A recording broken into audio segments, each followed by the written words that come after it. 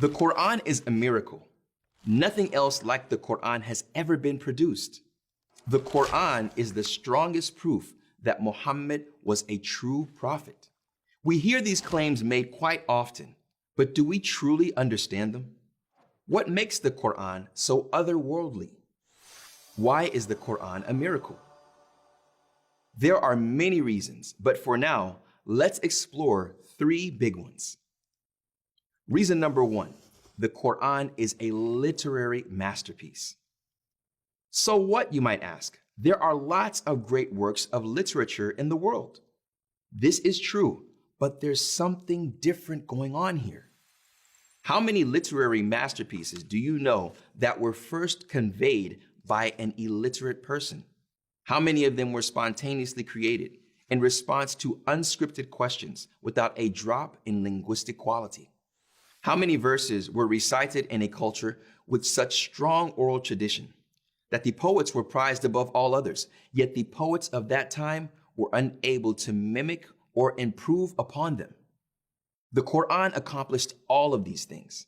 When Al-Walid ibn al-Mughira, a hater of Islam until his death, was asked to critique the Quran, he responded, "And what can I possibly say?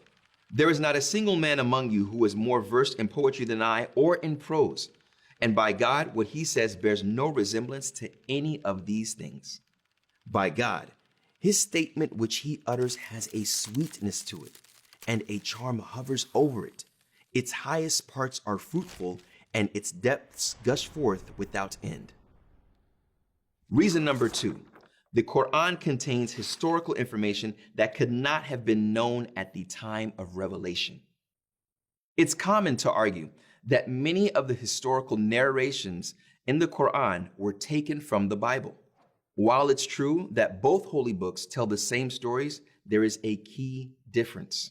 The Quran contains accurate details not found in the Bible. For example, in the Quranic narration, in the story of Joseph, peace be upon him, the ruler of Egypt is never referred to as the Pharaoh.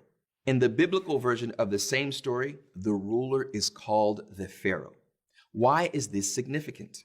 Because the king of Egypt in Joseph's time was not a pharaoh. Historians have found that during the era of Joseph, the rulers of Egypt were an invading force from Palestine, and hence they were called the Hyksos, literally foreign kings, not pharaohs. This isn't a coincidence. Later in history, during the time of Moses, the ruler of Egypt was a pharaoh and is referred to by this title across several chapters in the Quran. There are many other examples of the Quran departing from the biblical narrative or adding new details to biblical stories that would later prove to hold some historical significance. Maybe there was a version of the Bible available to Muhammad, peace and blessings be upon him, that has since disappeared. This would make sense, except that the historical record indicates that there were no versions of either the Old or New Testaments available in Arabic, Muhammad's language, until a century after the Quran was revealed. There are also no known versions of the Bible that would have contained the accurate historical details found in the Quran. Maybe a Jewish or Christian scholar taught Muhammad these details. There was simply no time or circumstance in which this could have happened. The sources of Judeo-Christian knowledge in the time of Muhammad were limited and passing.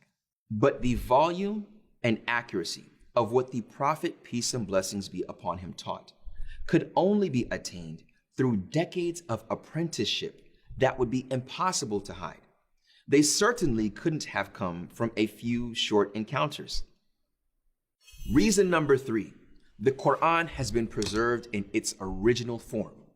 The Quran itself contains verses in which God promises its preservation. Is this in itself a proof? As it turns out, yes.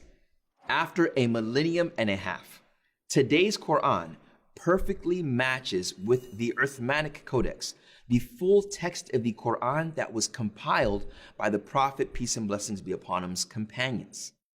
The consistency of the Quran's oral transmission is also rock solid.